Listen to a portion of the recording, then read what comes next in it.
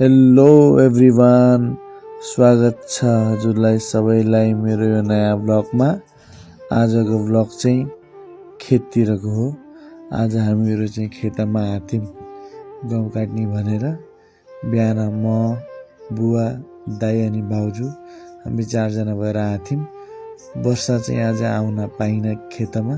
वर्षाको आफ्नो काम थियो भनेर आउन सकिन।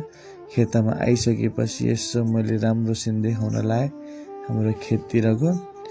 अनि यो बाटो पनि बन्न लागेछ, अहिले नयाँ बाटो बन्न लागेछ यहाँ।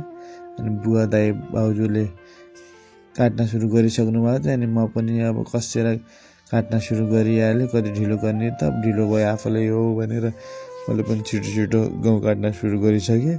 गहुँ काट्ने कासे जाँगर त हुन्न, अब तैँले पनि हल्का फुल्का काट्ने हो। अब सानोदेखि काट्ने बानी नभएर त होला, अब इन्डियामा बस्यो उतै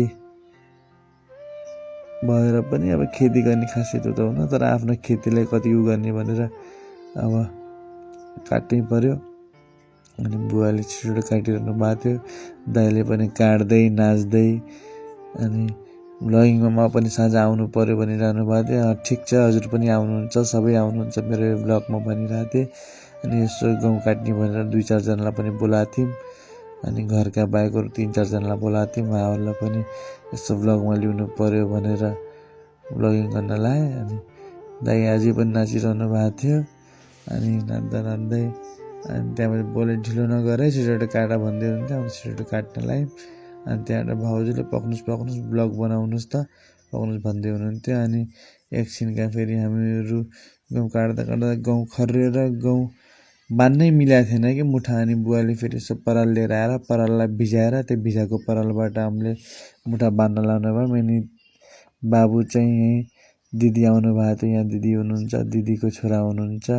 अनि बाबु पनि हामीसँग बस्दै गफ गर्दै कस्ता मिठा मिठा गफ गरिरहेको थियो नि बाबुले। अनि म बाबुसँग गफ गर्दै गहुँका मुठा बान्दै गरेको थिएँ। अनि एकदम पावर ल्याएर बान्नु परेको थियो। खाससँग मुठा बाँधि सानो सानो मुठा बाँधिरहेको थियौँ हामीहरूले, ठुला मुठा बाँध्ने जस्तो भएको थिएन खर्रिएर। अनि यसो नबे भाइ पनि आए, कलेज भ्याएर आएपछि दाइ म पनि यसो गहुँ काटिदिन्छु भन्नलाई। ठिक छ काट भाइ, त हेल्प गर्न आइस, तेरो धेरै धेरै धन्यवाद भनेर त्यसलाई। अनि 50% गहुँ काटेर सकिगएको छ, 50% मात्रै बाँकी छ भनेर म यसो हेरिरहेको थिएँ। अनि नभएर दाइ म पनि ब्लगमा आउनु पऱ्यो, मलाई पनि देखाइदिनुहोस् भन्यो। अनि नभएर ल ठिक छ भन्यो। अनि दाइ भाउजूले यसो केही गफ गरिरहनु भएको थियो। अनि आमाले फेरि छिटो आइजाऊ, भोक लाग्छ भने नास्ता खाने बेला भयो भन्नुभयो। अनि नास्तामा चाहिँ आज हामीले चाहिँ मेवा लिएर गएको थियौँ। अनि आमाले मेवा काट्न लाउनु भयो। अनि मेवा चाहिँ काटिसकेपछि आमाले, मैले बोक्रा तास्न चाहिँ भ्याएन, अब बोक्रा फालेर खाएँ, अब खेतमा कहाँ बोक्रा तास्दै बसौँ त भन्नुभयो। अनि बोक्रा नतासिकन भए पनि हामीले मेवा खानलाई। मेवा त कस्तो मिठो भयो, हाम्रो घरको अर्ग्यानिक मेवा, खाना कस्तो मिठो भयो। अनि नभएले दाइ छिटो गर्नु, छिटो गहुँ काटेर जामलाई अहिले भन्नलाई। ठिक छ यो खाना त देल भने मैले। अनि आमा बुवाले काटेर खाइरहनु भएको थियो। अनि काट्दा काट्दा साँझ पनि भइगयो, अनि अँध्यारो हुन लागेको। अनि गहुँ काटेर पनि सकिगएको थियो, थोरै 2-4वटा गएर बाँकी छन्। बुवाले फेरि बलि